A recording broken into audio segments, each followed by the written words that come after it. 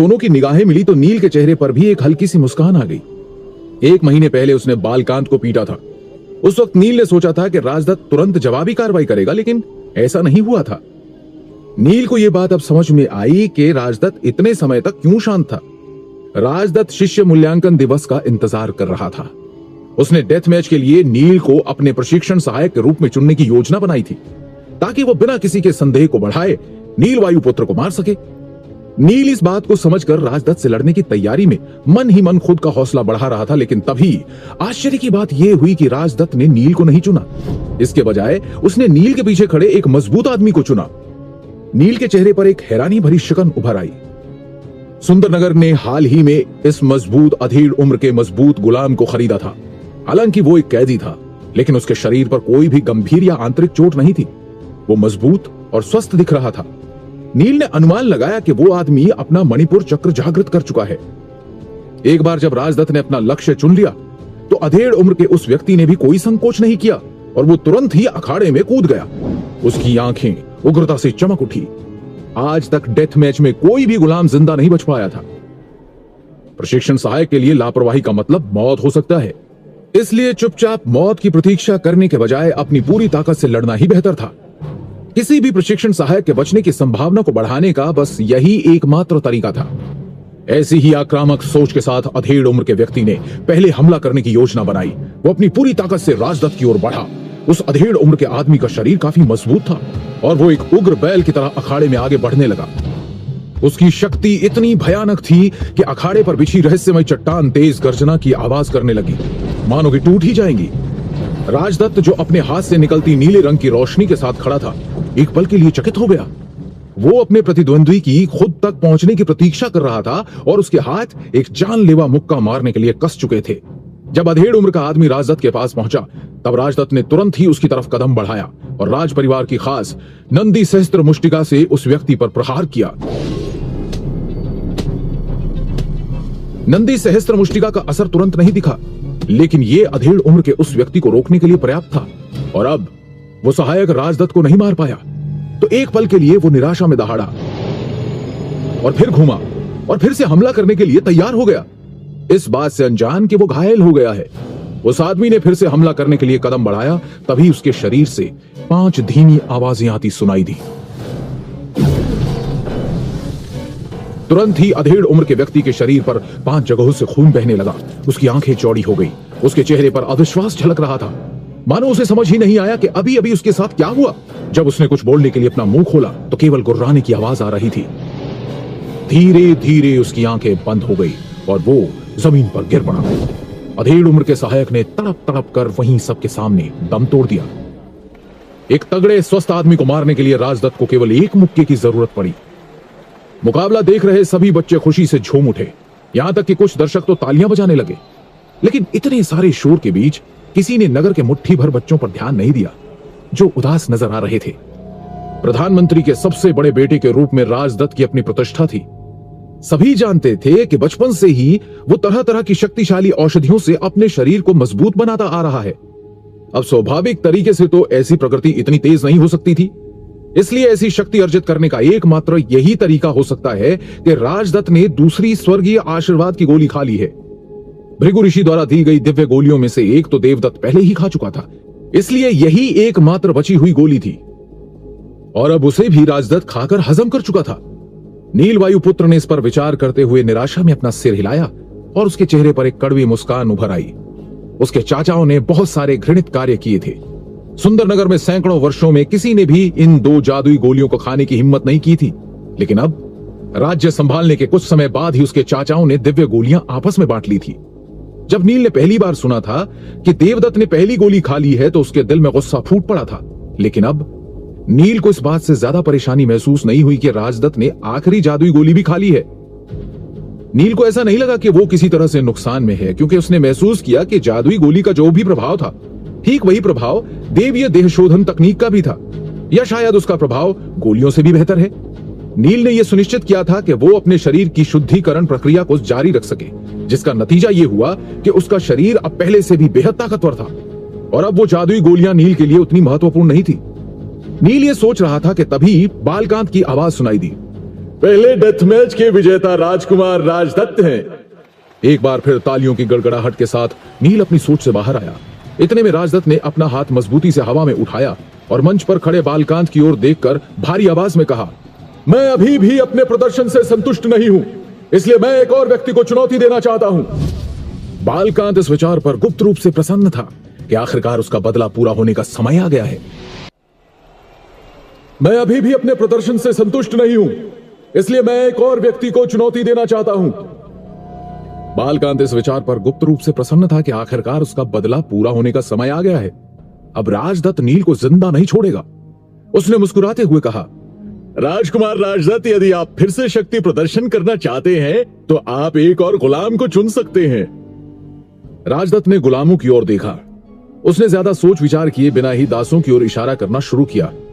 जैसे ही राजदत्त किसी गुलाम की ओर इशारा करता, उस व्यक्ति का चेहरा पीला पड़ जाता। वो सभी राजदत्त की ताकत देख चुके थे। गुलामों को भी पता था कि अगर राजदत्त ने उन्हें चुन लिया तो उनके पास मौत से बचने का कोई रास्ता नहीं रहेगा। राजदत्त की उंगलियां किसी मौत की तलवार की तरह थी। जो व्यक्ति उसके द्वारा चुना जाएगा उसे नर्क के राजा के दर्शन करने का सौभाग्य प्राप्त होगा। अंत में राजदत्त की निगाहें नील पर जा टिकी। उसने अपनी उंगली वहीं रोक ली और हंसा। तुम बाहर आ जाओ। सभी ने देखा कि राजदत्त किसे इशारा कर रहा था, लेकिन जब उन्हें एहसास हुआ कि वो नील वायुपुत्र की ओर इशारा कर रहा है तो सभी ने राहत भरी एक गहरी सांस ली। सभी जानते थे कि एक गुलाम के लिए डेथ मैच में केवल एक ही परिणाम हो सकता है, जीतने की नाकाम कोशिश करते हुए मर जाना। आज भी लोग नील को सुंदरनगर का हिस्सा मानते थे। पिछले 3 वर्षों के दौरान जब उसे एक गुलाम के रूप में निर्वासित कर दिया गया था, किसी भी बच्चे ने उसे वास्तव में कोई चोट नहीं पहुंचाई थी। हालांकि उन्होंने अन्य प्रशिक्षण सहायकों के प्रति इस प्रकार की दया नहीं दिखाई थी, लेकिन आज राजदत्त ने नील को चुना था। यह सबकी उम्मीद से परे था। कुछ लोगों ने जब महसूस किया कि नील शायद आज मारा जाएगा तो उन्होंने अफसोस और निराशा में अपना सर झुका लिया। राजदत्त ने अभिमानी मुस्कान के साथ एक बार फिर कहा, ठीक है, फिर आ जाओ। नील ने संकोच नहीं किया और ना ही उसने कुछ कहा। वो बस गुलामों की भीड़ से बाहर चला आया। उसके चेहरे पर कोई भाव नहीं थे। जैसे ही वो राजदत्त के पास पहुंचा, नील ने अपने हाथों को सामने की तरफ रक्षात्मक मुद्रा में किया और कहा, राजकुमार राजदत्त, चलिए शुरू करते हैं। चचेरे भाई नील, आप इतना विनम्र क्यों हो रहे हैं? राजदत्त ने करुणा भरे भाव के साथ नील की ओर देखते हुए सवाल किया। चचेरा भाई? ये शब्द सुनकर वहां पर अगर कोई सबसे ज्यादा हैरान था तो वो थी राजकुमारी मणिकर्णिका। उन्होंने आश्चर्य से राजदत्त के सामने खड़े लड़के को देखा। उस लड़के ने भले ही एक साधारण गुलाम जैसे कपड़े पहने थे, लेकिन उसकी आभा से वो किसी राज परिवार का सदस्य मालूम हो रहा था। राजकुमारी ये सोचे बिना नहीं रह पाई कि आखिर इस गुलाम की वास्तविक पहचान क्या है। उन्होंने तुरंत ही वृकोदर की तरफ देखा और इशारों ही इशारों में कुछ आदेश दिया। जी राजकुमारी, मैं थोड़ी देर में वापस आता हूं। ऐसा बोलकर वृकोदर तुरंत ही प्रशिक्षण स्थल से बाहर की ओर चले गए। उनके जाने के बाद राजकुमारी ने एक आह भरी और फिर से अपना ध्यान अखाड़े की तरफ लगाया। इधर अखाड़े में खड़ा नील भी हैरान था। उसने लंबे समय से किसी को उसे चचेरा भाई कहते नहीं सुना था। उसने याद किया कि जब राजदत्त छोटा था तो वो राजभवन के चारों ओर नील का पीछा करता था और उसे चचेरा भाई या बड़े भाई कहकर बुलाता था। अगर कभी कोई राजदत्त को परेशान करता तो वो किसी और के पास न जाकर सिर्फ नील की ही मदद लेता था। राजदत्त ने जब नील को चचेरा भाई कहकर पुकारा तो नील खुद को अपने बचपन के उस समय में वापस जाने से नहीं रोक सका, जो मीठी यादों से भरा था। वो कितना सुंदर समय था। उसने कभी सपने में भी नहीं सोचा था कि जब वो बड़ा होगा तो सुंदरनगर में पारिवारिक झगड़े छिड़ जाएंगे और उसके पिता और उसके चाचा अलग हो जाएंगे। ये पिछले 3 साल वास्तव में उसके लिए बेहद दुखद थे। नील ने सिर हिलाया और फिर उसके चेहरे का भाव बदल गया। वो करुणा भरे स्वर में बोला, चचेरे भाई राजदत्त, चलो शुरू करें। राजदत्त के भाव भी बदल गए। एक कुटिल मुस्कान के साथ वो बोला, मैंने सुना था कि तुमने एक दास के रूप में अपनी पहचान को स्वीकार नहीं किया है। मुझे तो इस बात पर भरोसा ही नहीं हुआ, लेकिन अब जब तुम मुझे चचेरा भाई कहकर पुकार रहे हो तो ऐसा लगता है कि वो सारी अफवाहें सच हैं। बस यही जांचने के लिए मैंने तुम्हें चचेरा भाई कहकर पुकारा था। क्या तुम्हें वास्तव में लगता है कि तुम्हारे पास अब भी वही विशेषाधिकार है? मैं आज इसे समाप्त करने जा रहा हूं। तुम आज मेरे हाथों मारे जाओगे। राजदत्त ने नील का उपहास करते हुए कहा और अचानक एक आक्रामक भाव प्रकट किया। राजदत्त द्वारा खुद के लिए ऐसी अपमानजनक बातें सुनकर नील के दिल में गुस्से की लहर दौड़ गई। उसका चेहरा ठंडा और उदासीन हो गया। उसके हृदय में जो पारिवारिक स्नेह के भाव अभी अभी उठाए थे, वो सब अचानक ही समाप्त हो गए। राजदत्त ने अपने पूरे शरीर को नीली रोशनी से ढक लिया, मानो वो रोशनी एक सुरक्षा कवच का काम कर रही हो, और फिर अपनी सारी शक्ति को अपनी मुट्ठी में इकट्ठा करते हुए 2 कदम धीरे से आगे बढ़ाने के बाद वो नील पर हमला करने के लिए दौड़ पड़ा। राजदत्त ने पूरी शक्ति के साथ नील की छाती पर प्रहार किया। वो हमला इतना मजबूत था कि नील का शरीर असंतुलित हो गया। वो खुद को स्थिर करने के लिए कुछ कदम पीछे चला गया। यह स्पष्ट था कि स्वर्गीय आशीर्वाद की गोली के प्रयोग के बाद राजदत्त ने अपना स्वाधिष्ठान चक्र जागृत कर लिया था। पिछले कुछ दिनों में नील अपनी साधना में प्रगति की तेजी से निराश हो गया था। उसका शरीर इतना मजबूत हो गया था कि जब शिष्य नील पर अपनी पूरी ताकत से हमला करते थे, तब भी उसके शरीर से आवश्यक गर्म धारा की ऊर्जा उत्पन्न नहीं होती थी। लेकिन अभी अभी राजदत्त ने उसे इतनी जोर से मारा कि नील के शरीर में फिर से गर्म धाराएं उत्पन्न होने लगी। नील के होठों पर हल्की सी मुस्कान आ गई और उसने अपने शरीर से अधिक अशुद्धियों को निकालने के इस अवसर को भुनाने का फैसला किया। इधर जब नील गुप्त रूप से प्रसन्न हो रहा था, तो राजदत्त एक बार फिर नील पर अपनी पूरी ताकत से हमला करने के लिए आगे बढ़ गया। वो नील को कोई राहत या संभलने का मौका नहीं देना चाहता था। उसने नील की छाती पर एक मुक्का मारा और उसके बाद एक और शक्तिशाली मुक्का उसके पेट पर दे मारा। इससे पहले कि नील कोई प्रतिक्रिया दे पाता, राजदत्त ने नील के शरीर पर एक के बाद एक विस्फोटक हमले करना जारी रखा। राजदत्त ने नील की पीठ पर कोहनी से, उसकी कमर पर लातों से और फिर उसके सर पर लगातार हमलों की बारिश कर दी। उसने नील पर हर तरह के भयंकर हमले किए। वो नहीं जानता था कि वो भी धीरज की तरह नील वायुपुत्र के लिए किसी मेहनती लोहार की तरह काम कर रहा है। नील अपने शरीर की अशुद्धियों को बाहर निकलते हुए महसूस कर सकता था कि कैसे गर्म धाराएं थोड़ा थोड़ा करके उसकी हड्डियों को शुद्ध कर रही थी। शाबाश राजकुमार राजदत्त, आज इसे मार ही डालो। बालकांत अखाड़े के बाहर से जोश में चिल्लाया। वो बहुत उत्साहित दिख रहा था, जैसे कि वो खुद नील को पीट रहा हो। सुंदरनगर के कुछ शिष्य भी राजदत्त की जय जयकार कर रहे थे। हालांकि कई शिष्य अभी भी खड़े थे और चुपचाप नील के लिए प्रार्थना कर रहे थे। अधिकांश शिष्य सुंदरनगर के सामान्य परिवारों से आए थे। दिल ही दिल में वो उस समय को याद कर रहे थे जब नील के पिता सुंदरनगर का नेतृत्व किया करते थे, क्योंकि वो निष्पक्ष, न्यायवादी और करुणा से भरे हुए थे। उनके राज्य में सभी को अभ्यास करने का समान अवसर मिलता था। सभी की उपलब्धियां उनके जन्म के बजाय उनके प्रतिभा और काबिलियत पर निर्भर करती थी। भले ही वो सुंदरनगर के किसी भी परिवार से क्यों ना आया हो, ऊंच नीच, भेदभाव और किसी भी तरह का अत्याचार उनके राज में नहीं होता था। जब से नील के दोनों सौतेले चाचाओं ने छल करके सुंदरनगर की बागडोर संभाली है, उसके बाद से सब कुछ बदल गया है। इन दोनों ने कुछ खास लोगों को कई विशेषाधिकार दिए और बड़ी ही चालाकी से राज्य के सभी संसाधनों को खुद हड़प लिया, जबकि बाकी जनता को इसके लिए संघर्ष करना पड़ता था। नील वायुपुत्र उनका पूर्व युवराज, सिंहासन का असली वारिस था, और अब जब उसके चाचाओं ने उसे कैद कर लिया था, तो उनकी सारी आशा नील के जीवित रहने पर ही निर्भर थी। सभी जानते थे कि अगर वो मर गया तो सुंदरनगर में मौजूद निष्पक्ष और न्यायप्रिय अधिकारी और मंत्रीगण हमेशा के लिए चुप हो जाएंगे। क्या ये किसी तरह की साजिश है? राजकुमारी मणिकर्णिका शुरू से ही इस मुकाबले पर खास ध्यान दे रही थी।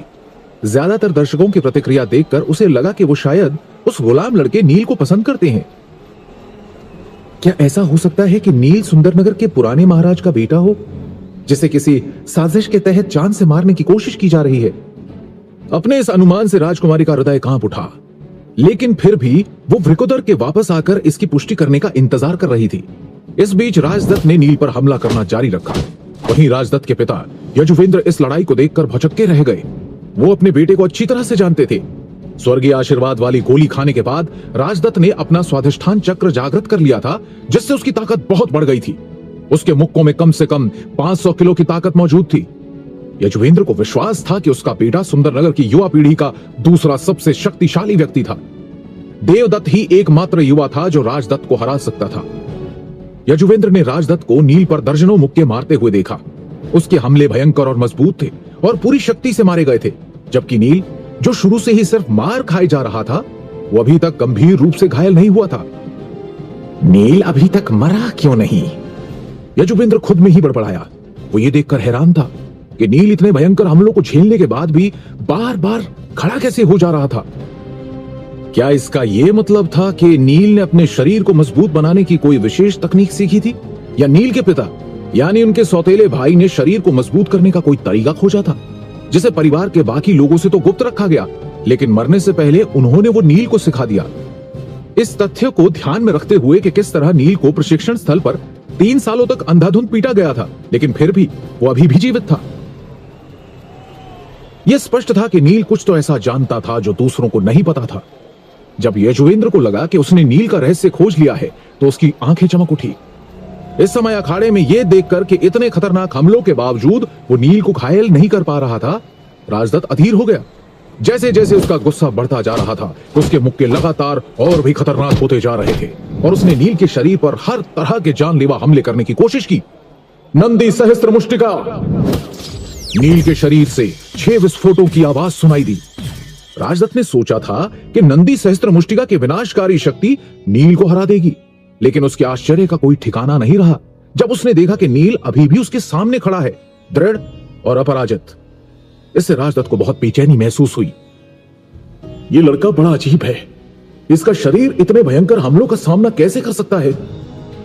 नील वायुपुत्र की तिरछी मुस्कान को देखकर राजदत्त और अधिक भड़क गया। वो स्वाधिष्ठान चक्र पर पहुंच गया था और वो नील से कहीं अधिक शक्तिशाली था। उसे तो आसानी से नील को सिर्फ एक ही मुक्के में गिरा देना चाहिए था, लेकिन फिर वो असफल क्यों हो रहा है? नील क्यों मुस्कुरा रहा है? क्या वो मेरी अक्षमता का मजाक उड़ा रहा है?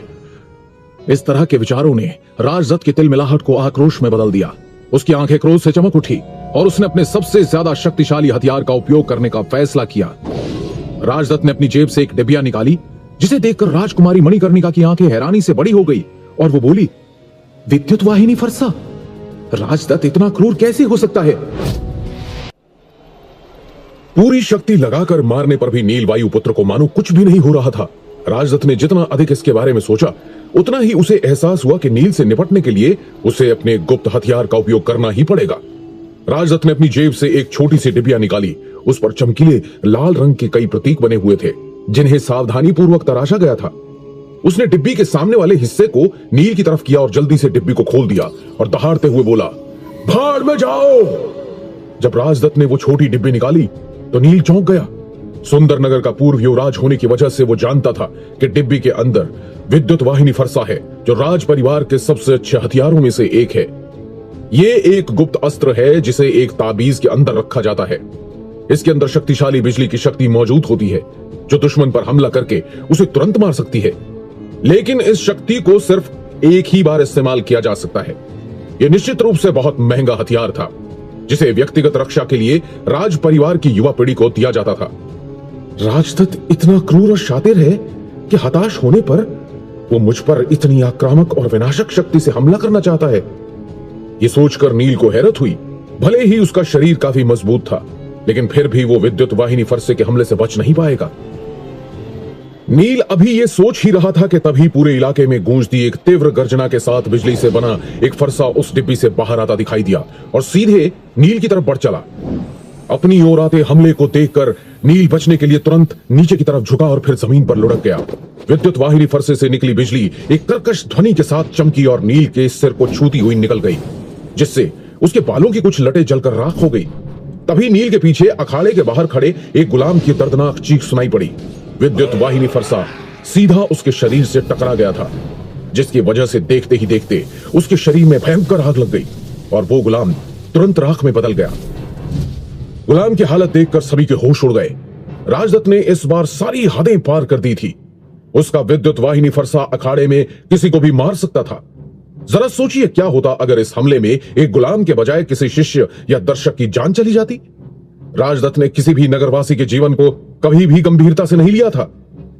इस नजारे को देख रही राजकुमारी मणिकर्णिका की आंखें हैरानी से बड़ी हो गई और वो बोली, विद्युत वाहिनी फरसा! राजदत्त इतना क्रूर कैसे हो सकता है? नील वायुपुत्र जमीन से उठा। उसका चेहरा गुस्से की वजह से किसी ज्वालामुखी की तरह लाल दिख रहा था। उसने अपनी मुट्ठी भींच ली और चिल्लाते हुए कहा, तुम मुझे इतनी देर से मार रहे हो, लेकिन अब मैं तुम्हें और खेलने का मौका नहीं दूंगा। अब मेरी बारी है ना? नहीं! अखाड़े में अचानक हुए परिवर्तन को देखकर यजुवेंद्र वायुपुत्र चिल्लाया और ऊंचे मंच से नीचे कूद गया। उसने नील के शरीर की विशेषताओं का थोड़ा बहुत अंदाजा लगा लिया था। यह निश्चित रूप से एक साजिश थी जिसकी वजह से नील इतने लंबे समय तक जीवित रहने में कामयाब रहा था। दुर्भाग्य से यजुवेंद्र के तेजी से बढ़ने के बावजूद उसे अखाड़े में जाने के लिए लंबी दूरी तय करनी पड़ी। यजुवेंद्र को वहां पहुंचने में लगने वाला समय नील के राजदत्त तक पहुंचने और उस पर हमला करने के लिए काफी था।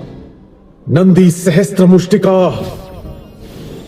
इससे पहले कि राजदत्त जो हुआ उससे उभर पाता, नील वायुपुत्र ने उसे एक जोरदार मुक्का मारा। वो मुक्का राजदत्त के पीठ के निचले हिस्से में जा लगा। तुरंत ही राजदत्त के शरीर में से 7 विस्फोटों की दबी हुई आवाजें सुनाई दी। उन दबी हुई आवाजों के बाद राजदत्त के शरीर के 7 हिस्सों से खून बहने लगा। इस हमले ने राजदत्त के कई महत्वपूर्ण अंगों को भारी नुकसान पहुंचाया था। इन चोटों से राजदत्त का जीवन तो खतरे में नहीं पड़ेगा, लेकिन वो जीवन में दोबारा कभी साधना नहीं कर पाएगा। बस एक मुक्का। सुंदरनगर का अहंकारी राजकुमार केवल एक ही बार में हार गया था। मैदान में सन्नाटा पसर गया। किसने सोचा होगा कि जिस गुलाम को सभी ने पिछले 3 वर्षों से बेरहम तरीके से पीटा था, उसके पास इतनी ज्यादा ताकत होगी। कुछ शिष्य जिन्होंने गुलाम के रूप में नील को काफी परेशान किया था, उनकी पीठ पर ठंडे पसीने की बूंदें उभर आई। उन्होंने सोचा कि नील बेहद कमजोर है, इसलिए सभी शिष्यों ने उसे खूब पीटा और परेशान किया था। उन्हें इस बात की बिल्कुल भी उम्मीद नहीं थी कि नील इतने समय से अपनी असली ताकत छुपा रहा था। दर्शकों और शिष्यों के बीच फुसफुसाहट होने लगी थी। उसने राजकुमार राजदत्त को केवल एक मुक्के में ढेर कर दिया। अगर वो मुझ पर हमला करता है तो मेरा क्या होगा? उनमें से कई शिष्यों के मन में ऐसे ही विचार चल रहे थे। इधर पूरे मुकाबले को ध्यान से देख रही राजकुमारी मणिकर्णिका भी हैरान थी। उन्हें भी उम्मीद नहीं थी कि नील अभी तक अपनी ताकत छुपा रहा था। अगर राजदत्त उस पर वो जानलेवा हमला नहीं करता तो शायद नील अभी तक चुपचाप मार खा रहा होता। साथ ही वो राजदत्त की क्रूरता देखकर भी हैरान थी। जहां मुकाबला शुरू होने से पहले तक वो उसे एक अच्छा इंसान समझ रही थी, वहीं अब वो उसकी नजरों में क्रूर और किसी की परवाह ना करने वाला निर्दयी इंसान बन गया था। वहीं अखाड़े में जमीन पर गिरे हुए राजदत्त के चेहरे के भाव भी अविश्वास में बदल गए थे। पहले उसने सोचा था कि नील किसी 3 साल के बच्चे की तरह है जो बस चुपचाप मार खा सकता है। राजदत्त ने मान लिया था कि उसे हराना बहुत ही आसान होगा। फिर वो इतना गलत कैसे हो सकता था? उसने दिव्य आशीर्वाद वाली गोली भी खाई थी, जिसकी वजह से उसकी साधना की गति नील की तुलना में कई गुना तेज थी। राजदत्त को अपने पैरों में कमजोरी महसूस हुई और वो चाहकर भी जमीन से उठ नहीं पा रहा था। यजुवेंद्र हड़बड़ाकर जल्दी से राजदत्त के पास गया और उसने उसे अपनी बाहों में भर लिया। राजदत्त, मेरे बेटे, क्या तुम ठीक हो? मैंने इसे सिर्फ घायल किया है, यह मरेगा नहीं, नील वायुपुत्र ने धीमे स्वर में लेकिन आत्मविश्वास के साथ कहा। यजुवेंद्र ने सिर ऊपर उठाया। उसका कोमल और शिष्ट चेहरा अब क्रोध से लाल हो गया था। पहले उसने कुछ लोगों को बुलाकर राजदत्त को वैद्य के पास ले जाने का आदेश दिया और फिर नील की ओर इशारा किया और गुस्से में गरजते हुए बोला, तुमने मेरे बेटे को चोट क्यों पहुंचाई? तुम दुष्ट और धोखेबाज हो। ओह, तो अब एक धोखेबाज बताएगा कि दुष्टता क्या होती है? हर कोई जानता है कि डेथ मैच खतरनाक ही होता है। हमें तब तक लड़ना पड़ता है जब तक कि हम में से एक मर ना जाए। आपको तो मेरा शुक्रिया अदा करना चाहिए कि मैंने उसे केवल घायल किया है, नील ने गंभीरता से कहना जारी रखा। अब जब मैं राजदत्त वायुपुत्र के खिलाफ मुकाबला जीत चुका हूं, तो सुंदरनगर के नियमों के अनुसार मैं अब गुलाम नहीं हूं। मैं सुंदरनगर से बाहर जाने के लिए स्वतंत्र हूं। मैंने इतने सालों तक तुम्हें जीने दिया और तुम मुझसे इस तरह की बात कर रहे हो? मुझे उम्मीद नहीं थी कि तुम इस हद तक आगे बढ़ जाओगे। कहते हुए यजुवेंद्र ने राजदत्त को खड़े होने में मदद की और फिर वो नील की ओर गुस्से भरी नजरों से देखकर बोला, क्या तुम्हें लगता है कि मैं तुम्हें इतनी आसानी से जाने दूंगा? इसके बारे में सोचना भी मत। यह सुनकर नील का चेहरा उतर गया। उसने कहा, यजुवेंद्र काका, सुंदरनगर के नियमों के अनुसार अगर कोई कैदी डेथ मैच में जीत जाता है तो वो स्वतंत्र हो जाता है। नियम? यजुवेंद्र के चेहरे पर गुस्से की जगह एक उपहास ने ले ली। उसने नील पर तंज कसते हुए कहा, केवल तुम्हारे निकम्मे पिता ही नियमों के बारे में बात करते थे। मैं तुम्हें बताता हूं कि अब यहां नियम कौन बनाता है। मैं सुंदरनगर राज्य के नियम बनाता हूं। अपने चाचा की फितरत को नील अच्छे से समझता था। वो जानता था कि पीठ पीछे वार करना, षड्यंत्र रचना, ऐसी चीजों में ये लोग माहिर थे। लेकिन उसने कभी नहीं सोचा था कि उसके चाचा की हिम्मत इतनी बढ़ जाएगी कि वो सबके सामने इस तरह की नाइंसाफी करेंगे। नील वायुपुत्र का खून खौलने लगा। यजुवेंद्र ने नील के पिता के साथ जो किया था उसके लिए वो अपने सामने खड़े अपने सौतेले चाचा को मार देना चाहता था, लेकिन उसने खुद पर काबू रखकर सही समय का इंतजार करना बेहतर समझा, क्योंकि वो जानता था कि फिलहाल उसकी शक्ति अपने पिता की मृत्यु का बदला लेने के लिए पर्याप्त नहीं थी। इस लक्ष्य को हासिल करने के लिए नील को सुंदरनगर को छोड़कर जाने की जरूरत थी और उसके लिए उसे मजबूत होने के लिए अभ्यास और पर्याप्त समय की जरूरत थी। नील ने शिष्य मूल्यांकन दिवस से उम्मीदें लगा रखी थी। उसने सोचा था कि वो डेथ मैच में जीत जाएगा और वो अपनी आजादी दोबारा हासिल कर लेगा। उसके दिमाग में यह कभी नहीं आया था कि यजुवेंद्र वायुपुत्र इस महत्वपूर्ण समय में उसे धोखा दे देंगे। उसने इतने लंबे समय तक अपने साथ हो रहे अन्याय को सहन किया था और अब अंततः जब वो फिर से आजाद होने वाला था, तब उसके चाचा के क्रूर शब्दों ने नील की सभी आशाओं को मिट्टी में मिलाकर रख दिया था। उसने पिछले 3 वर्षों में झेले सभी कष्टों के बारे में सोचा। मैं भी कितना भोला हूं। मुझे यकीन नहीं होता कि मैंने तुम जैसे नीच व्यक्ति से यह उम्मीद कैसे कर ली कि तुम नियमों का पालन करोगे। मैं तो यह भूल ही गया था कि तुमने तो अपने पिता समान बड़े भाई को ही मार डाला, उनके राज्य को भी छीन लिया और हमारे पुरखों की धरोहर को अवैध रूप से अपने बेटे और भतीजे में बांट दिया। तुम तो इंसान कहलाने के लायक भी नहीं हो। तुम नीच हो चाचा यजुवेंद्र। याद रखना, एक दिन मैं अपने हाथों से तुम्हारा सिर काटकर अपने पिता की मौत का बदला लूंगा। 13 साल के युवराज नील वायुपुत्र ने अपने पिता को तड़पते हुए देखा था। उसके पिता के मुंह से खून बह रहा था और उनका चेहरा पूरी तरह से नीला पड़ चुका था। ऐसा लग रहा था जैसे महाराज को घातक जहर दिया गया था। एक छोटे से बच्चे के लिए यह नजारा बहुत ही तकलीफ देने वाला था। नील को देखकर उसके पिता के चेहरे पर एक दर्द भरी फीकी मुस्कान आ गई। मौत से कुछ ही पल दूर अपनी बची हुई शक्ति इकट्ठी करते हुए महाराज धीमे स्वर में और कांपती हुई आवाज में बोले, नील, याद रखना, तुम हमारी आखिरी उम्मीद। इससे पहले कि वो अपनी बात पूरी कर पाते, अचानक उनके शरीर ने प्राण छोड़ दिए और वो कुर्सी पर ही दम तोड़ बैठे थे। ये देखकर नील की दर्द भरी चीख निकली, पिताश्री! अपने पिता के साथ हुई आखिरी मुलाकात को याद करके नील वायुपुत्र के सभी जख्म फिर से ताजा हो गए। वो अपने चाचा पर गरज कर बोला, चाचा यजुवेंद्र, याद रखना, एक दिन मैं अपने हाथों से तुम्हारा सिर काटकर अपने पिता की मौत का बदला लूंगा। गुस्से भरे स्वर में नील वायुपुत्र ने मानो एक भविष्यवाणी कर दी। इस पर वहां मौजूद राज परिवार के सदस्यों में से एक अपने स्थान से उठा और नील को डांटते हुए बोला, नील, क्या आप अपने बड़ों के साथ इस तरह से बात करते हैं? आपके शिष्टाचार और आपकी अपनी जुबान पर नियंत्रण रखो।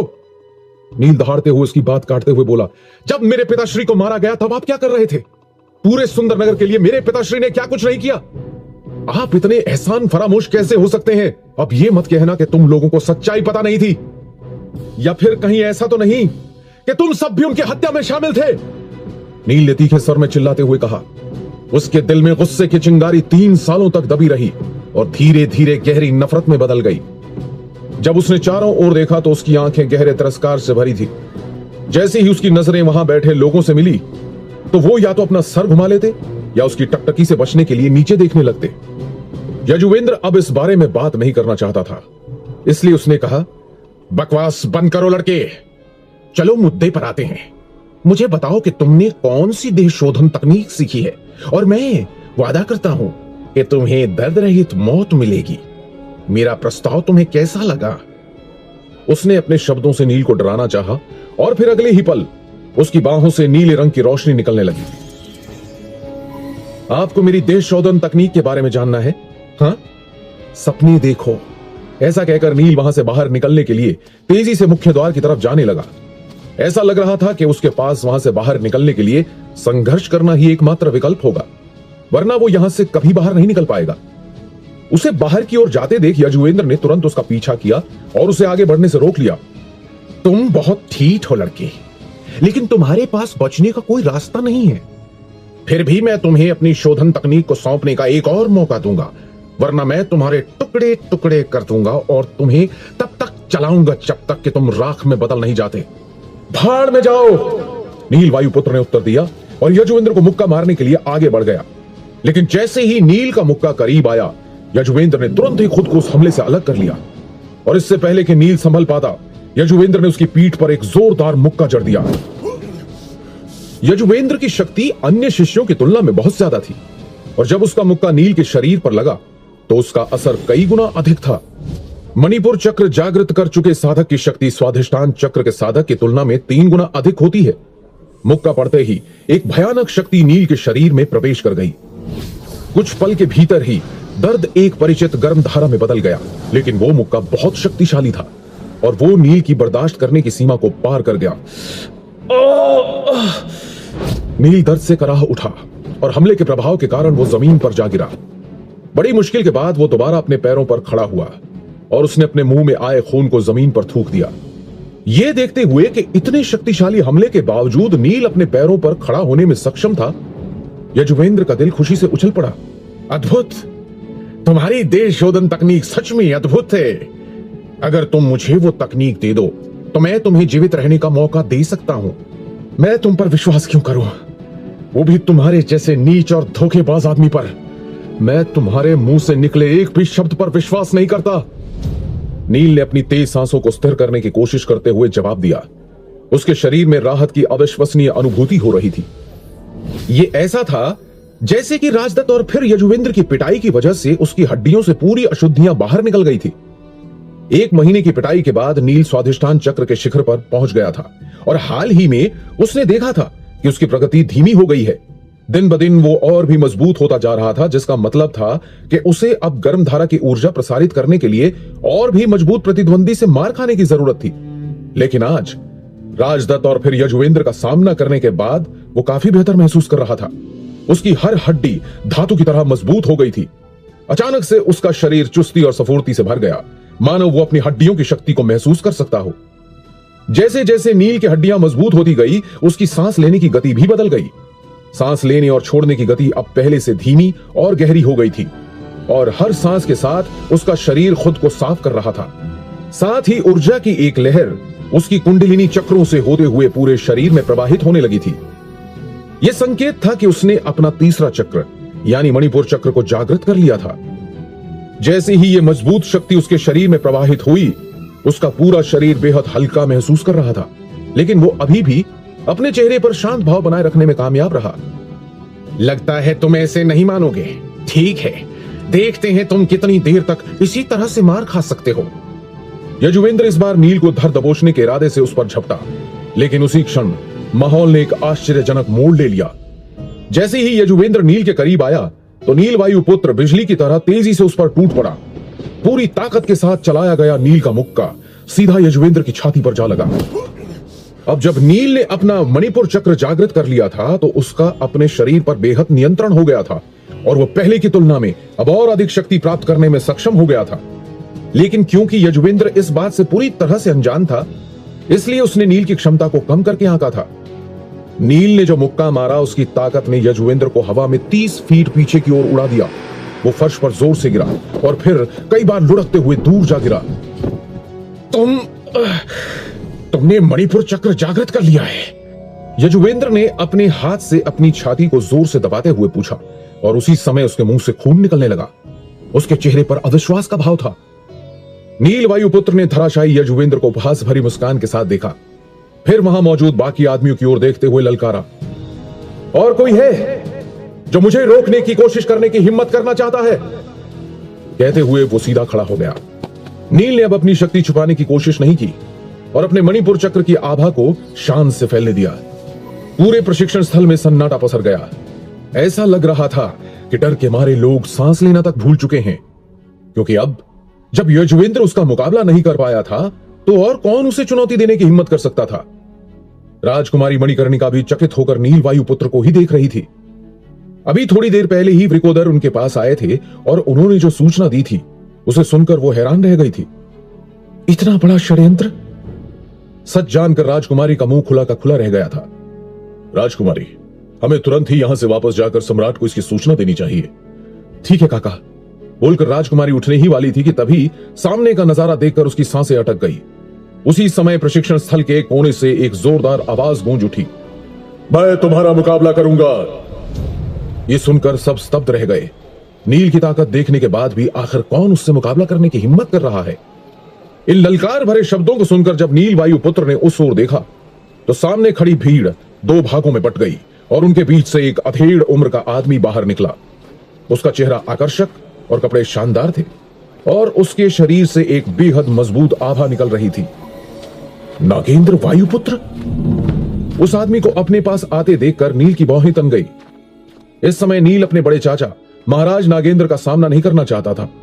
नागेंद्र ही उसके पिता की मौत का मुख्य दोषी था। उस षड्यंत्र में उसके छोटे चाचा यजुवेंद्र ने तो सिर्फ एक सहयोगी की भूमिका निभाई थी। नागेंद्र की उपस्थिति के साथ प्रशिक्षण स्थल पर तनाव एक बार फिर बढ़ गया। नील ने भी मन ही मन खुद को मुकाबला करने के लिए तैयार करने की कोशिश की। वो खुद नहीं जानता था कि नागेंद्र से टकराना उसके लिए क्या परिणाम लाएगा। नागेंद्र ने काफी पहले ही अपना अनाहत चक्र जागृत कर लिया था। इस समय वो अपना 5वां चक्र यानी विशुद्ध चक्र जागृत करने से बस एक कदम दूर था। योद्धाओं की दुनिया में इस तरह के योद्धा को अर्ध महावीर योद्धा कहा जाता है, जो कि विशुद्ध चक्र जागृत करने के बाद महावीर योद्धा कहलाए जाते हैं। जबकि यहां नील अभी केवल अपने तीसरे चक्र यानी मणिपुर चक्र को ही जागृत कर पाया था। उन दोनों की शक्तियों के बीच बहुत बड़ा अंतर था, लेकिन नील हार मानने वालों में से नहीं था। नागेंद्र वायुपुत्र ने काफी पहले ही अपना अनाहत चक्र जागृत कर लिया था। इस समय वो अपना 5वां चक्र यानी विशुद्ध चक्र जागृत करने से बस एक कदम की दूरी पर था। योद्धाओं की दुनिया में इस तरह के योद्धा को अर्ध महावीर योद्धा कहा जाता है, जो कि विशुद्ध चक्र जागृत होने के बाद महावीर योद्धा कहलाए जाते हैं। जबकि यहां नील अभी केवल अपने तीसरे चक्र यानी मणिपुर चक्र को ही जागृत कर पाया था। उन दोनों की शक्तियों के बीच बहुत बड़ा अंतर था, लेकिन नील हार मानने वालों में से नहीं था। अगर उसके अंदर लड़ने का जज्बा नहीं होता तो वो 3 साल पहले ही हार मान लेता। आखिरकार नील के भाग्य ने भी उस पर दया दिखाई और उसे अपना जीवन बदलने का एक मौका दिया था। उसे अभी अपनी बहन नीलिमा को भी बचाना था। वो यहां मर नहीं सकता था। इस विचार ने उसके अंदर जीवित रहने की और यहां से निकलने की इच्छा को फिर से जागृत कर दिया। उसने बिना किसी चेतावनी के अपनी पूरी ताकत झोंक दी और तेजी से बाहर की तरफ दौड़ा। लेकिन इससे पहले कि वो 20 गज भी आगे बढ़ पाता, नीली रोशनी में ढकी एक तलवार उसके सामने से निकली और जमीन की गहराई में धंस गई, जिससे उसके रास्ते में रुकावट आ गई। तलवार से बचने के लिए नील ने दूसरी तरफ घूमते हुए अपनी दिशा बदल दी, लेकिन जैसे ही उसने ऐसा किया, उसे अपने सामने एक और तलवार दिखाई दी। देखते ही देखते एक के बाद एक कई तलवारें जमीन में धंस गई, जिससे बाहर जाने का रास्ता पूरी तरह से बंद हो गया और उसे पीछे हटने के लिए मजबूर होना पड़ा। नील के चेहरे पर गंभीरता छा गई और उसे पीछे हटने के लिए मजबूर होना पड़ा। जब कोई व्यक्ति महावीर योद्धा के स्तर पर पहुंच जाता है तो वो अपनी आध्यात्मिक ऊर्जा का भी उपयोग कर सकता है। क्योंकि नागेंद्र अभी केवल अर्ध महावीर योद्धा ही बन पाया था, इसलिए वो अपनी आध्यात्मिक शक्ति को अच्छी तरह से नियंत्रित नहीं कर सकता था। लेकिन फिर भी उसने जितनी भी आध्यात्मिक शक्ति को नियंत्रित किया था, वो नील से लड़ने के लिए काफी थी। क्रोधित होकर महाराज नागेंद्र ने कहा, मैंने तुम्हारी जान इसलिए बख्शी थी ताकि तुम अपने पिता के वंश को आगे बढ़ा सको, लेकिन जाहिर तौर पर तुम ये नहीं जानते कि तुम्हें किस तरह का व्यवहार करना चाहिए। पहले तुमने अपने चाचा को घायल कर दिया और अब यहां से भागने की कोशिश कर रहे हो। ऐसी हरकतें करके अब अगर तुम खुद ही मरना चाहते हो तो यही सही। इतना कहकर नागेंद्र ने अपना हाथ लहराया और वो तलवारें जो जमीन में धंसी हुई थी अचानक से हवा में घूम गई और नील की ओर बढ़ गई। तलवारों को अपनी ओर आते देख नील की आंखों में हैरत फैल गई। भले ही उसका शरीर किसी नश्वर हथियार जितना मजबूत था, लेकिन फिर भी नागेंद्र उसे बड़ी आसानी से टुकड़ों में काट सकता था। नील वायुपुत्र हैरान था और उसके अंदर हताशा और गुस्से की भावना उमड़ रही थी, जिस पर नील ने उम्मीद छोड़ दी और अपनी मौत को सामने देखकर अपनी आंखें मीच दी। तभी एक स्पष्ट आवाज सुनाई दी, रुक जाइए महाराज। यह आवाज सुनकर नागेंद्र एक पल के लिए चौंक गया, लेकिन फिर उसने अपनी तलवारों को नील से लगभग 2 इंच की दूरी पर रोक दिया और फिर उस तरफ मुड़ गया जहां से वो आवाज आई थी। उसके सामने एक बेहद खूबसूरत लड़की खड़ी थी, जिसके चेहरे पर राजसी आभा देखी जा सकती थी। राजकुमारी मणिकर्णिका, क्या आप मुझसे कुछ कहना चाहती हैं? नागेंद्र ने अपने चेहरे पर एक नकली मुस्कान लाते हुए पूछा। हालांकि इस समय वो अंदर ही अंदर गुस्से से जल रहा था, लेकिन वो सम्राट की सबसे लाडली बेटी को नाराज करके अपनी मौत को न्योता नहीं देना चाहता था। और वैसे भी क्या पता ये राजकुमारी कल को उसके परिवार की बहू बन जाए, इसलिए वो बड़ी ही शांति से राजकुमारी के जवाब की प्रतीक्षा कर रहा था। राजकुमारी ने बड़ी ही शालीनता से कहा, महाराज, मैं चाहती हूं कि इस लड़के को आजाद कर दिया जाए। क्या? सभी इस बात को सुनकर हक्के बक्के रह गए, यहां तक कि नील वायुपुत्र भी, जिसे अब खुद के बचने की कोई उम्मीद नजर नहीं आ रही थी। वो भी हैरान रह गया। नागेंद्र ने राजकुमारी को हैरानी से देखते हुए पूछा, ये आप क्या कह रही हैं राजकुमारी? इसने राजकुमार राजदत्त और प्रधानमंत्री यजुवेंद्र को घायल कर दिया है। इसे ऐसे कैसे जाने दिया जा सकता है? सामान्य तौर पर डेथ मैच तब तक समाप्त नहीं होता जब तक कि दोनों में से किसी एक प्रतियोगी की मौत न हो जाए। इसलिए अगर देखा जाए तो इसने राजकुमार को सिर्फ घायल ही किया है। अगर यह चाहता तो राजकुमार को मार भी सकता था। इसलिए इसके हमले को जुर्म की तरह नहीं देखा जाना चाहिए। राजकुमारी के लहजे में सम्मान और बात में दृढ़ता झलक रही थी। लेकिन राजकुमारी, नागेंद्र आगे कुछ कहने ही वाला था कि तभी यजुवेंद्र, जो काफी देर से यह सब कुछ देख रहा था, तुरंत ही नागेंद्र के पास जाकर बोला, महाराज, मुझे लगता है कि राजकुमारी सही कह रही है। मतलब क्या है तुम्हारा? नागेंद्र ने गुस्से में सवाल किया, जिस पर यजुवेंद्र ने उसके और पास जाकर धीमे स्वर में कहा, जिसे सिर्फ नागेंद्र ही सुन सकता था, भ्राताश्री, क्या आप भूल गए हैं कि वो सम्राट की सबसे लाडली बेटी है? ये सुनते ही नागेंद्र होश में आया। उसने तुरंत अपने भाव बदले और राजकुमारी की तरफ देखा, लेकिन वो कुछ नहीं कह सका। राजकुमारी ने जब देखा कि नागेंद्र अभी भी दुविधा में है, तो उन्होंने अपना आखिरी दांव आजमाने का फैसला किया। राजकुमारी बोली, महाराज, आपने मेरी एक इच्छा पूरी करने का वादा किया था, तो मैं आपसे इस लड़के की रिहाई मांगती हूं। राजकुमारी की यह बात सुनकर वहां मौजूद सभी लोग दंग रह गए। एक गुलाम की जान बचाने के लिए राजकुमारी अपने अधिकार का प्रयोग कर रही हैं। लगता है राजकुमारी को मालूम पड़ चुका है कि नील पूर्व युवराज था और उसके साथ धोखा हुआ था।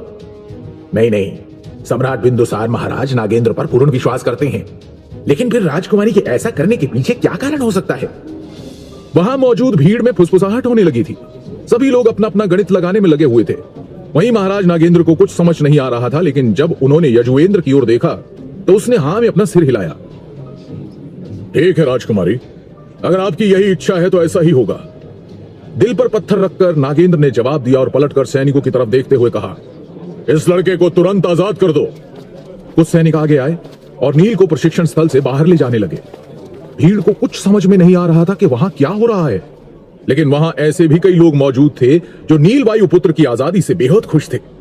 उनमें से ज्यादातर नील के पिता के वफादार और शुभचिंतक थे, जो चाहते थे कि नील सुरक्षित रहे, ताकि समय आने पर वो सुंदर नगर को इन दरिंदों के चंगुल से आजाद करा सके। नील भी बड़ी हैरानी के साथ ये सब होते हुए देख रहा था, लेकिन उसे समझ में नहीं आया कि राजकुमारी ऐसा क्यों कर रही है।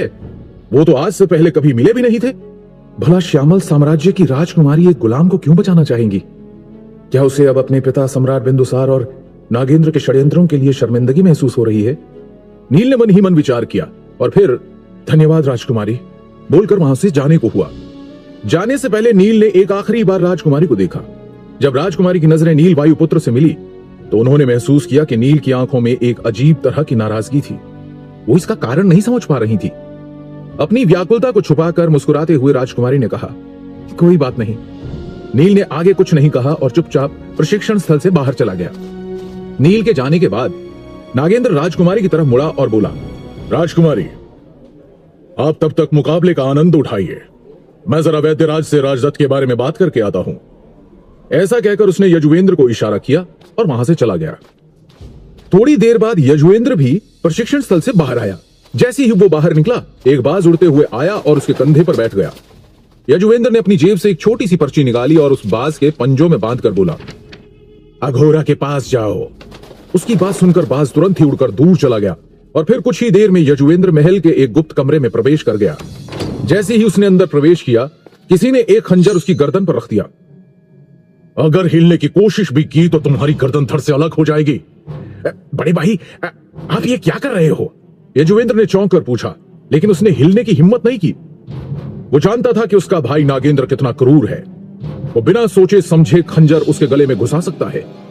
तुमने नील को आजाद करने के लिए क्यों कहा? नागेंद्र ने गुस्से में फुफकारते हुए सवाल किया, जिसके जवाब में यजुवेंद्र ने कांपती हुई आवाज में कहा, वही बताने के लिए तो मैं यहां आया हूं, लेकिन आप ये खंजर तो हटाओ। नागेंद्र ने अपने गुस्से पर काबू करते हुए यजुवेंद्र के गले से खंजर हटाया और सामने के सिंहासन पर बैठ गया।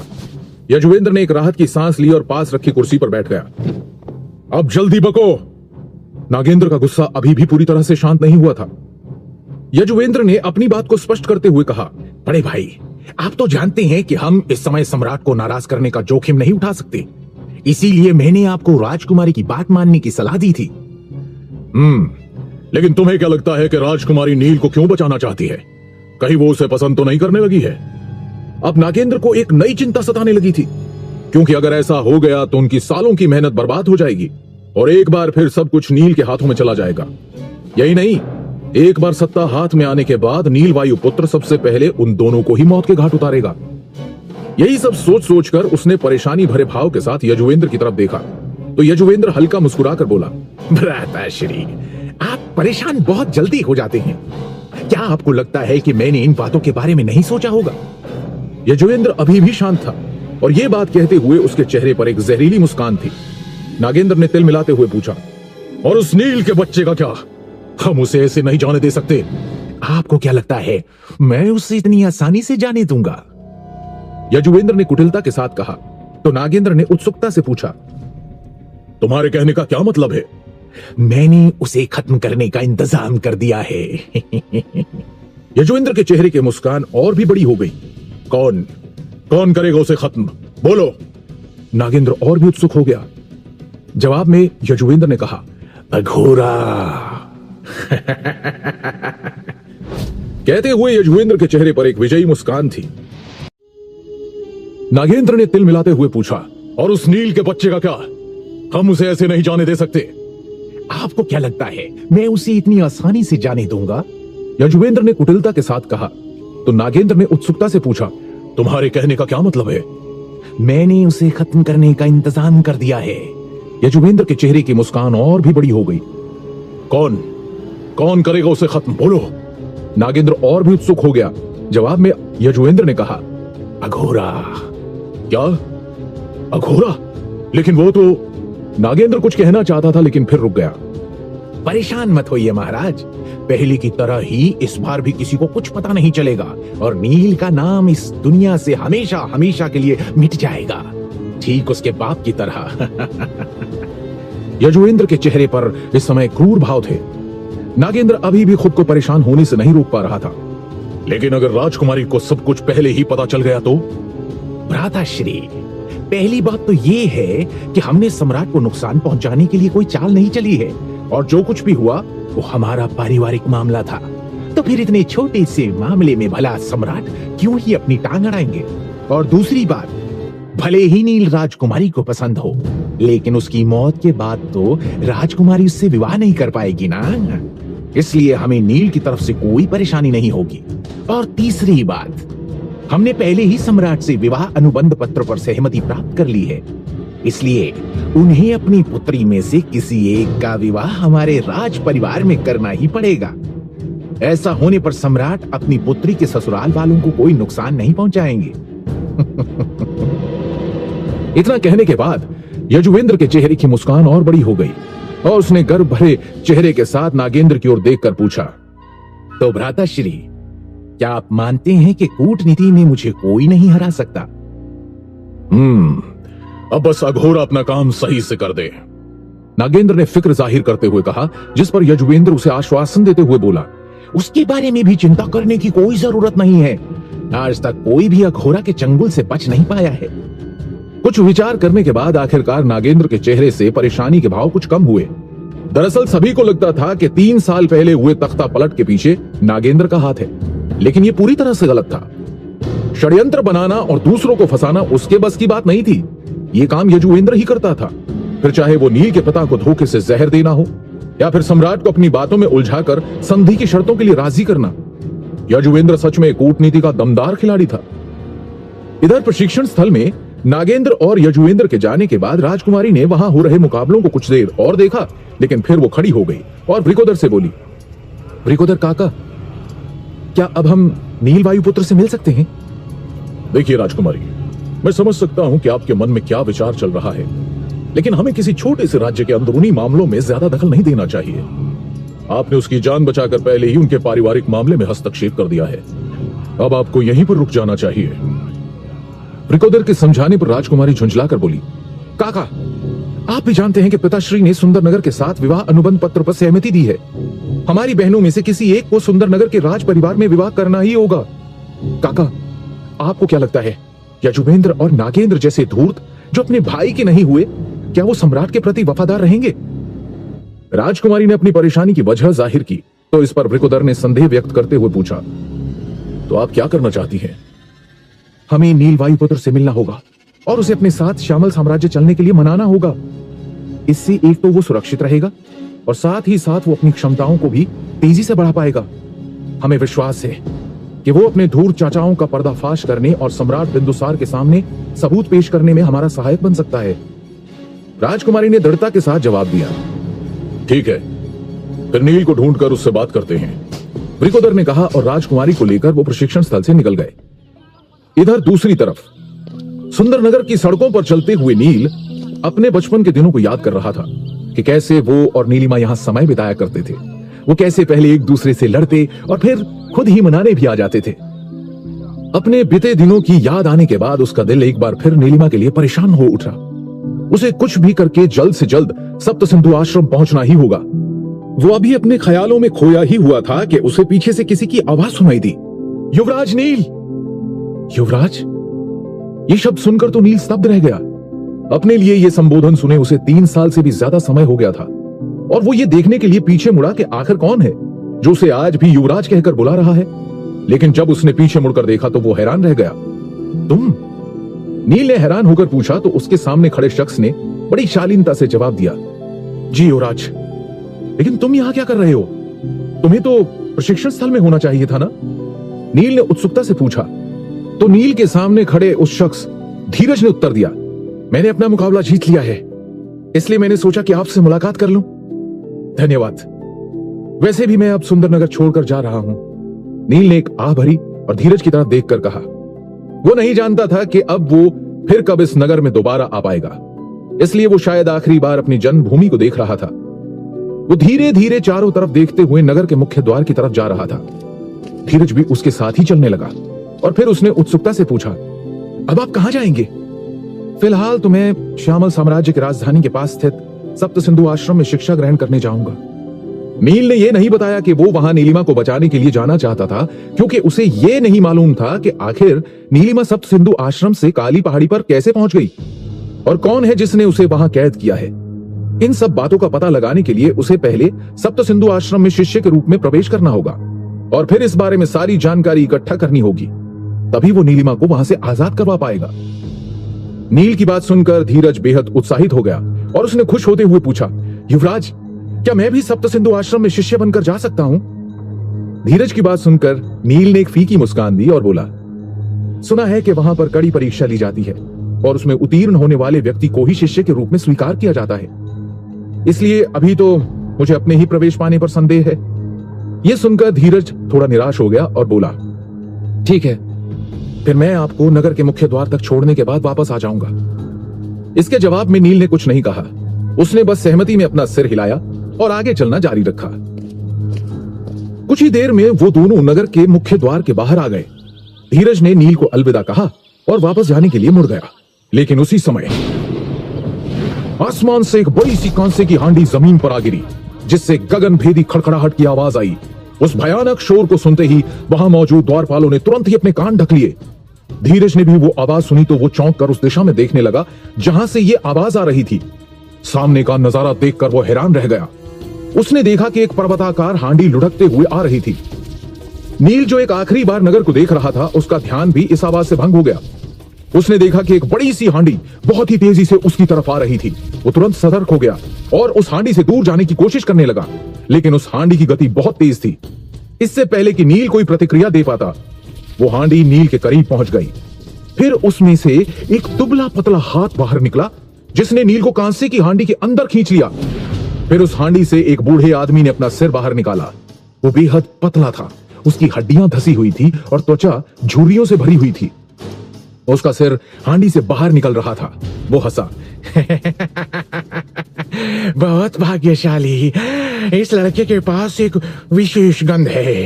ये गंध जो मेरे हथियारों की तरह महकती है, ये मेरे हथियार के लिए एकदम उपयुक्त व्यक्ति है। मैं इस लड़के को ले जा रहा हूं। धीरज, जो अपने सामने हुई इस घटना को देखकर हैरान था, अचानक से ही बोल पड़ा, अघोरा! सप्त सिंधु के अधिकांश नगर और राजा शस्त्र निर्माताओं का काफी सम्मान करते थे, जिससे वो उनको अपनी शक्तिशाली हथियारों का निर्माण करने के लिए राजी कर सके। सुंदरनगर के आसपास के इलाकों में एक मशहूर लोहार था, लेकिन उत्तरी क्षेत्र के अधिकांश शासक उससे घृणा करते थे और उसकी शस्त्र निर्माण तकनीकों का विरोध करते थे। यहां तक कि कई बार उसे जान से मारने की कोशिश भी की गई थी। इसका कारण यह था कि वो अपने हथियारों को बनाने के लिए विशेष रूप से घृणित तकनीकों का इस्तेमाल करता था। हथियार बनाने के दौरान वो जीवित लोगों के शरीर से खून निकालकर अपनी हांडी में डालता था। कभी कभी तो वो जीवित लोगों को सीधे अपनी हांडी में डालकर जिंदा जला देता था। बस यही है अघोरा। हालांकि उत्तरी क्षेत्र में कई शासकों ने अघोरा को पकड़ने का प्रयास किया, लेकिन अघोरा की मजबूत शक्ति और गति के कारण वो सभी असफल रहे। वो हर बार उनके चंगुल से बच निकलता था और हमेशा की तरह आज भी वो बड़ी ही चतुराई के साथ नील को अगवा करके भागने में कामयाब हो गया था। इधर धीरज अवाक होकर खड़ा था। जो उसने देखा वो उस पर भरोसा नहीं कर पा रहा था। उसकी आंखों के सामने ही अघोरा नील को लेकर चला गया और वो कुछ भी नहीं कर पाया। अभी वो इस बारे में सोच ही रहा था कि तभी उसे एक प्यारी सी आवाज सुनाई दी। क्या आपने नील वायुपुत्र को देखा है? जब धीरज ने मुड़कर देखा तो उसके सामने एक बेहद खूबसूरत लड़की खड़ी थी और उसके बगल में चांदी का कवच पहने एक व्यक्ति खड़ा था। धीरज उन दोनों को देखकर थोड़ा घबरा गया और हकलाते हुए बोला, जी देखा है। राजकुमारी मणिकर्णिका ने आसपास नजर घुमाकर नील को खोजने की कोशिश की, लेकिन वो उन्हें कहीं नजर नहीं आया। तो उसने धीरज से एक बार फिर पूछा, क्या नील ने बताया था कि वो कहां जाने वाला है? धीरज को समझ नहीं आ रहा था कि वो इस बात का क्या जवाब दे, लेकिन वो राजकुमारी के सवाल का जवाब ना देकर उन्हें नाराज भी नहीं कर सकता था। इसलिए उसने थोड़ी देर सोचने के बाद कहा, वो सप्तसिंधु आश्रम में शिक्षा प्राप्त करने जाने वाले थे। मगर सप्तसिंधु आश्रम? राजकुमारी की आंखें तुरंत चमक उठी, लेकिन फिर धीरज के आखिरी शब्द को सुनकर वो थोड़ा चौंक भी गई। मगर क्या? राजकुमारी ने पूछा। उन्हें यहां का दुष्ट लोहार अघोरा अगवा करके सामने के जंगल में ले गया है। अगवा करके? लेकिन क्यों? और ये अघोरा है कौन? राजकुमारी और वृकोदर दोनों ही हैरान थे। उन्होंने एक के बाद एक सवालों की बारिश कर दी। सप्तसिंधु आश्रम का नाम सुनकर राजकुमारी मणिकर्णिका की आंखें तुरंत चमक उठी, लेकिन फिर धीरज के आखिरी शब्द सुनकर वो चौंक गई और राजकुमारी ने पूछा, मगर क्या? जवाब में धीरज बोला, उन्हें यहां का दुष्ट लोहार अघोरा अगवा करके सामने के जंगल में ले गया है। अगवा करके? लेकिन क्यों? और ये अघोरा है कौन? राजकुमारी और वृकोदर दोनों ही हैरान थे। उन्होंने एक के बाद एक सवालों की बारिश कर दी। वो दरअसल अघोरा इस इलाके का एक दुष्ट लोहार है। वो अपनी जादुई विद्या से घातक हथियार बनाता है। वो आए दिन किसी ना किसी को अगवा करके ले जाता है और आज तक उनमें से कोई भी वापस लौट कर नहीं आया। यह अफवाह है कि वो जिंदा लोगों के खून का इस्तेमाल करके रहस्यमयी हथियार बनाता है। धीरज ने डरते डरते पूरी बात उन दोनों को बता दी। क्या? उसकी बात सुनकर दोनों हैरानी से एक दूसरे का मुंह देखने लगे। फिर कुछ पल सोचकर राजकुमारी ने वृकोदर से कहा, काका, हमें तुरंत चलकर नील को बचाना होगा। क्षमा करें राजकुमारी, लेकिन मैं आपको किसी संकट में नहीं डाल सकता, इसलिए मैं आपको कहीं जाने नहीं दे सकता। ऐसा कहकर वृकोदर तुरंत ही राजकुमारी के सामने आ गए और राजकुमारी को कहीं भी जाने से रोकने लगे। राजकुमारी जानती थी कि वृकोदर को उनकी सुरक्षा की जिम्मेदारी दी गई है, इसलिए वो उन्हें खतरे की तरफ नहीं जाने देंगे। राजकुमारी फिक्र जाहिर करते हुए बोली, काका, लेकिन नील की जान खतरे में है, हमें कुछ तो करना होगा ना। ठीक है, आप एक काम करिए, इस लड़के के साथ जाकर नील को वापस ले आइए। वृकोदर अभी भी अपनी जगह पर दृढ़ थे। क्षमा करें राजकुमारी, मैं आपको छोड़कर नहीं जा सकता। यह सम्राट के आदेश की अवहेलना मानी जाएगी। अंगरक्षक वृकोदर के लिए सबसे महत्वपूर्ण राजकुमारी की सुरक्षा है। बाकी किसी भी बात से उन्हें कोई फर्क नहीं पड़ता था। राजकुमारी ने असहाय नजरों से वृकोदर को देखा। उन्हें कुछ समझ में नहीं आ रहा था कि वो आगे क्या करे। उनकी सारी उम्मीदें टूटती जा रही थी। राजकुमारी के लिए परेशानी की सबसे बड़ी वजह नील के दोनों धूर्त चाचा थे। जब से राजकुमारी को सच्चाई का पता चला था, तब से ही वो अपने साम्राज्य और खास तौर से अपने पिता के लिए काफी चिंतित हो गई थी। दरअसल यजुवेंद्र ने बड़ी ही चालाकी से सम्राट को रक्त समझौता करने के लिए मना लिया था, जिसकी वजह से ना तो सम्राट इस समझौते से मुकर सकते थे और ना ही सुंदर नगर को किसी भी तरह से नुकसान पहुंचा सकते थे। और अगर उन्होंने रक्त समझौते का उल्लंघन किया तो उसके परिणाम स्वरूप उनकी मृत्यु भी हो सकती है। वहीं अगर राजकुमारी नील को बचाकर उसे ताकतवर बनने में मदद करती है तो उन्हें नील को सुंदर नगर के खिलाफ कुछ करने के लिए कहने या उनकी लड़ाई में मदद करने की कोई जरूरत नहीं पड़ेगी। नील स्वयं ही इन दोनों भाइयों को मार डालेगा। इस तरह से सम्राट को इन दोनों भाइयों से छुटकारा भी मिल जाता और उनकी जान